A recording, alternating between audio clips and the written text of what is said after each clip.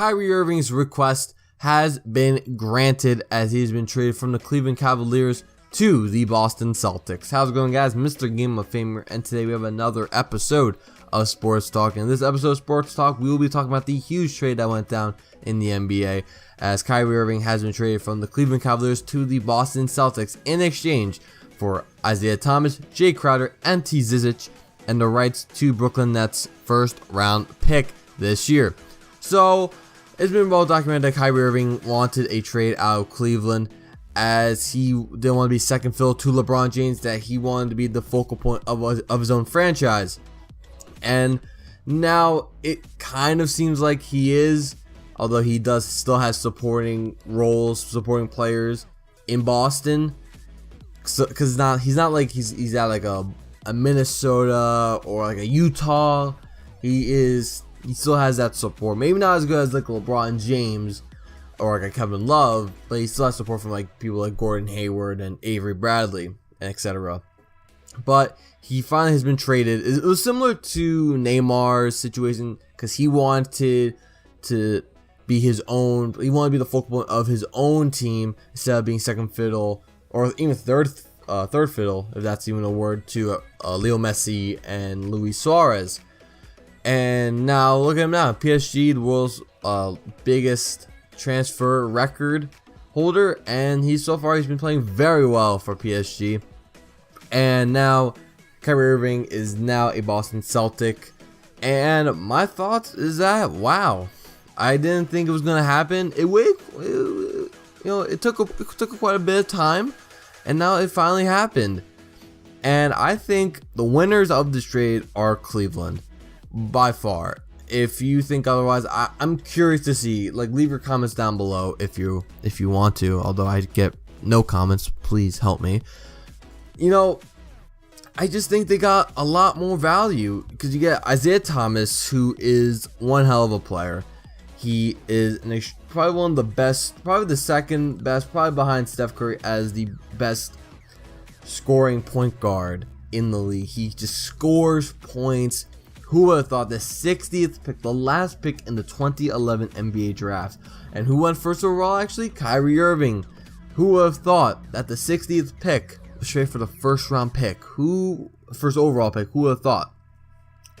Yeah, Isaiah Thomas is a fantastic point guard, and even overcoming the death of her sister, of his sister, and still playing. He could have taken time off and just relax and could have taken a break, but he decided to play.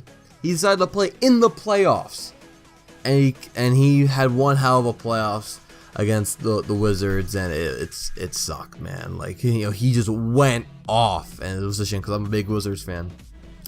So anyway, and yeah, they get Jay Crowder, who's a solid small forward, he's a solid player, he's a good rotational player. And they get Ante Zizic. I don't know a whole lot, to be honest, so I don't know about him. But they get a 2018 first round pick from the Brooklyn Nets. Unprotected, it's just there. And wow, that pick is going to be a top 5 pick, in my opinion. While I do think Brooklyn are making little strides, trying to, crawl out of just the horrible tenure of like Billy King and just the early season when they had large contracts and traded huge picks for people like Kevin Garnett, Paul Pierce, Gerald Wallace, Joe Johnson. They're trying to get out of that now, but they're still bottom five team in the league. So that's gonna be very good value for Cleveland. And who knows, could that get LeBron to stay? Probably not. But I think this is a trade to they get a nice valued pick for the valued Brooklyn pick, so they could definitely find a future replacement for LeBron. Who knows? I could be completely wrong, but who knows? Because who knows if LeBron is going to stay or is he going to go? Who knows? So, and I think Boston just got a short end of the stick. But at least lucky for them, they didn't trade players. Didn't trade like a Jaylen Brown. So that they could have been lucky that it could have been worse. They could have traded him, but they traded all these players for just one player, Kyrie Irving, he was a fantastic point guard. I'm not taking anything away from him, but it seemed like Boston gave away quite a bit.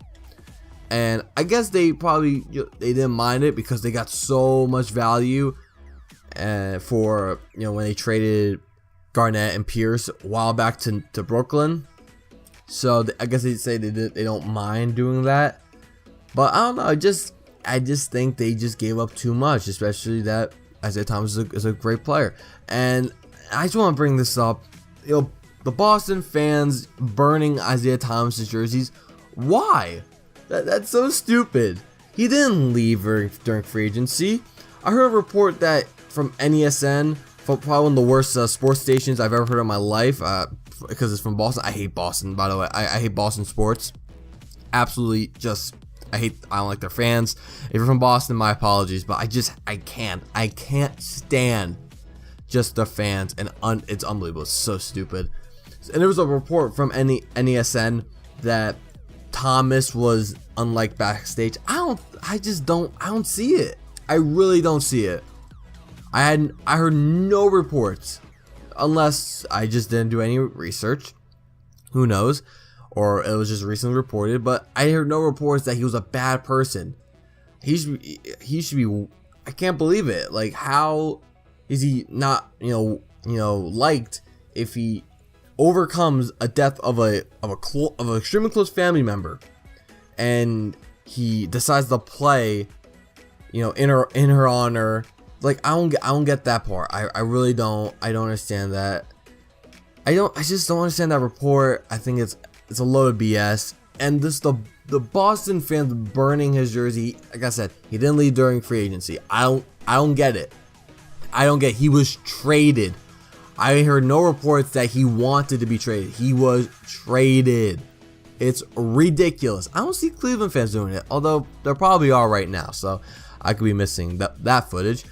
But I don't get it. I really don't get it from those Boston fans.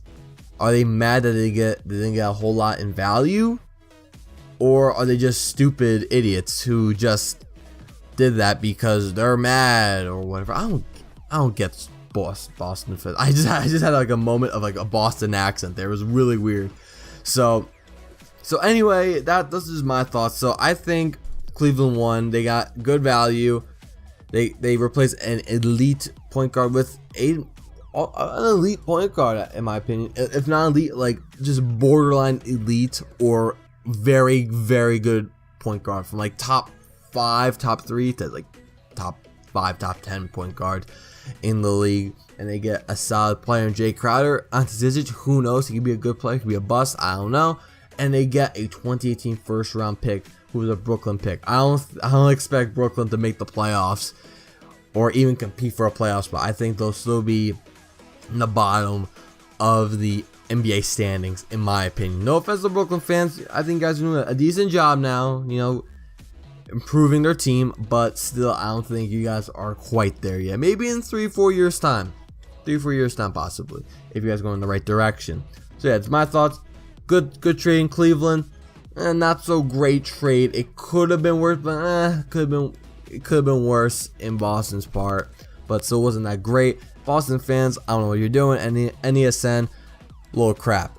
Anyway, that's all my thoughts. And actually, I quickly want to talk about another sports story. It was Jon Jones being banned. He hasn't been banned, but he has been relinquished. He has relinquished his heavyweight title. I think it was a report that he did, because he was tested positive for steroids again. His first match in over a year, I believe. I don't watch a whole lot of UFC. I do want to get into UFC, but I think it was his first match in over a year. He's been tested positive again. Are you a dumbass? Like, I don't get it. Like, you are one of the best. He's one of the best UFC fighters right now. I just don't get it. Why did he do this again? Did he actually think he was going to get away with it? When you have a history of doing that stuff, they're going to keep testing you. Why try it again? And in my opinion, he is lucky his name is Jon Jones, because if it wasn't Jon Jones, it was just some mediocre below average, fighter, he would be released. He would be gone. But luckily his name is Jon Jones. I was suspended for 2 years, because why do it again? If he's 30 strikes, probably he's banned for quite a bit of time. Not get him out. Ban from the sport of MMA for a couple of years, because you can't keep doing this. You can't. It's ridiculous. You think you're gonna get through it. You think you're gonna pass the system, but you know what? You get caught. And it's his fault. I have no sympathy for Jon Jones. That's on him 100%. And he should take full responsibility. And yes, taking the title away from him is it should be a decision, unless it has been announced. So it should be a good decision. And if it is, good decision on Dana White.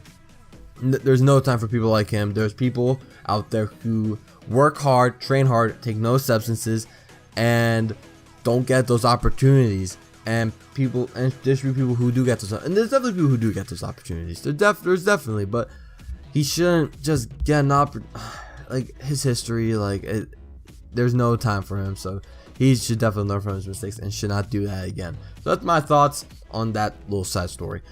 That could have garnered a whole video from itself, but I just want to quickly talk about it right here. So that's all, guys. That were my thoughts on the trade and the whole Jon Jones situation. So what are your thoughts in the comment section down below? So thank you guys for watching. Comment, rate, and subscribe for more content on this channel. Follow me on Twitter at Mr. Game of Fame. Link in the description. Dab on your lovers. I'll see you guys next time. Yes, I actually said that. Please don't unsubscribe.